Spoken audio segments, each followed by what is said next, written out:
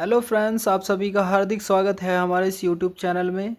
तो जैसे कि आपको दिख रहा होगा कक्षा 12 हिंदी, तो सामान्य हिंदी हो या हिंदी हो, उन सभी के लिए आज मैं एक जीवन परिचय लेखक का लेके आया हूं, जो आपको बोर्ड एग्ज़ाम्स में लिखना है। तो आपको कैसे लिखना है इस चीज़ के बारे में जानकारी आपको इसी वीडियो में मिलने वाली है। तो आप एंड तक बने रहिएगा और एक एक चीज़ को आपको देखना है कि किस तरह से क्या क्या चीज़ें लिखी जाती हैं, आपको कैसे हेडिंग्स बनानी है, कैसे लिखना है, क्या क्या बॉक्सेस बनाने हैं या किस तरह से आपको लिखना है। तो ये 5 नंबर में आपका आएगा और आपको लिखना कैसे है ये सभी हम इस वीडियो में बताने वाले हैं। तो देखिए यहाँ पर जैसे आपका क्वेश्चन लिखा होगा इसी के आधार पर आपको लिखना है। जैसे मैंने 5 का क्या लिखा है, निम्नलिखित में से किसी एक का जीवन, यहाँ पर लेखक लिखा होगा, किसी एक लेखक का जीवन परिचय देते हुए उनकी प्रमुख रचनाओं का उल्लेख कीजिए। तो आप इससे कंफ्यूज ना होइए, मैंने आपको समझा दिया है। अब यहाँ पर 3 दिए हुए हैं, आपको भी बोर्ड एग्जाम्स में बिल्कुल ऐसे ही दिए होंगे और मोस्ट इम्पोर्टेंट है ये वासुदेव शरण अग्रवाल भी। तो प्रोफेसर जी सुंदर रेड्डी एक इनका है, और इसके बाद कन्हैयालाल मिश्र प्रभाकर जी का है, और इसके बाद वासुदेव शरण अग्रवाल जी का। ठीक है, तो हम इसमें क्या करने वाले हैं, वासुदेव शरण अग्रवाल जी का जीवन परिचय या लेखक का जीवन परिचय और साहित्यिक परिचय को करने वाले हैं। तो स्टार्ट करते हैं। आपको सबसे पहले बोर्ड एग्जाम्स में प्रश्नोत्तर संख्या नंबर जो भी दी गई होगी, जैसे इसमें मैंने 5 का क्या लिखा था तो आपको 5 का क्या ही लिखना होगा। ठीक है, तो 5 का क्या आपने लिख लिया। अब बात करते हैं, यानी प्रश्न का उत्तर संख्या नंबर इतना है, तो आपको इसको क्वेश्चन को नहीं लिखना है, सीधा स्टार्ट करना है आंसर। ठीक है, तो प्रश्नोत्तर संख्या नंबर 5 का क्या है। तो 20 क्वेश्चन तो आपके वैसे ही आएंगे ना, तो आपको सभी चीज़ें आपको पता होगी। हम बात करते हैं इस पर जीवन परिचय पर। ठीक है, तो आपको ऐसे हेडिंग्स बनानी है, डॉक्टर वासुदेव शरण अग्रवाल। ऐसे लिखने के बाद आपको एक बॉक्स बनाना है, और बॉक्स बनाने के बाद आपको उसमें लिखना है संक्षिप्त परिचय। संक्षिप्त परिचय का मतलब ये है कि आप उन्हें संक्षिप्त में उनका परिचय दे दिया है कि उनका नाम क्या है, जन्म कहाँ है और जन्म स्थान कहाँ है, उनकी शिक्षा कहाँ से हुई थी और उनका देहावसान कहाँ हुआ था, यानी मृत्यु कब हुई थी, और उनकी रचनाएं के लिए लिखना है तो रचनाओं को लिख सकते हैं, या भाषा या शैली उन चीज़ों के बारे में भी आप लिख सकते हैं। ठीक है, तो इसमें मैंने ये चीज़ें आपको नोट डाउन की हैं संक्षिप्त परिचय में। तो नाम है इनका डॉक्टर वासुदेव शरण अग्रवाल, जन्म सन 1904 ईस्वी में हुआ था, और जन्म स्थान मेरठ, और शिक्षा लखनऊ में हुई थी शिक्षा इनकी, और मृत्यु सन 1967 ईस्वी में हुई थी। और रचनाएं हैं पृथ्वीपुत्र, माता भूमि, और भी हैं इनकी। तो आदि लिख दिया है मैंने। ठीक है, तो आप ऐसे डैश डैश ना लिखिएगा, आपको बस इतना ही लिखना है, 1 या 2 रचनाएं लिख लीजिए और उसके बाद आदि लिख सकते हो। ठीक है, अब बात करते हैं मेन चीज़ के ऊपर। ये भी मेन चीज़ है। सबसे पहले एग्जामिनर इन चीज़ों को ही नोट डाउन करता है, यानी नोट करता है अपने माइंड में कि बच्चा कितना ज़्यादा होशियार है। तो ये चीज़ें आप सबसे पहले लिखेंगे तो आपको एग्जामिनर इसको ही देखते ही हुए नंबर आपको पूरे दे देगा। ठीक है, जीवन परिचय। जीवन परिचय ऐसे हेडिंग डालेंगे, और जैसे जैसे मैंने लिखा हुआ है इस तरह से ही आप लिखेंगे। डॉक्टर वासुदेव शरण अग्रवाल जी का जन्म सन 1904 ईस्वी। तो ये लिखा है मैंने ब्लैक पेन से, ब्लैक बॉल पेन से, कोई भी जेल यूज़ नहीं करनी है आपको, बॉल पेन ही यूज़ करनी है, सन 1904 ईस्वी में।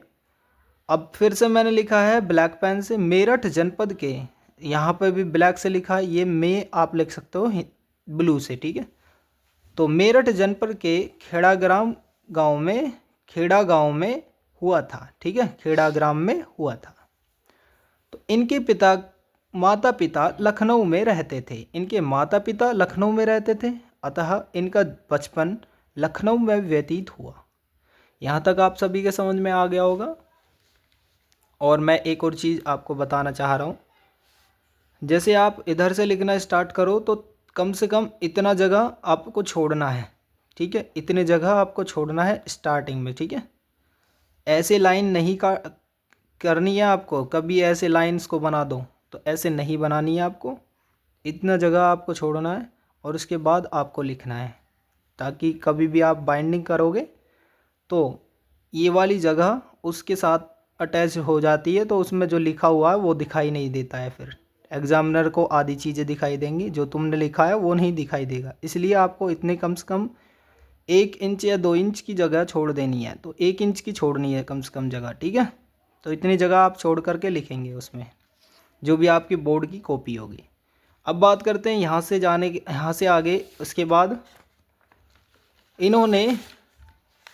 इन्होंने लखनऊ विश्वविद्यालय से MA तथा शोध प्रबंध पर D.Litt की उपाधि प्राप्त की।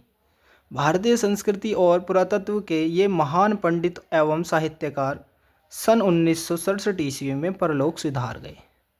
तो इस तरह से आप लिख सकते हो। छोटा से ही जीवन परिचय है, आप ध्यान से लिख लीजिएगा, इस तरह से आपको याद भी जल्दी हो जाएगा।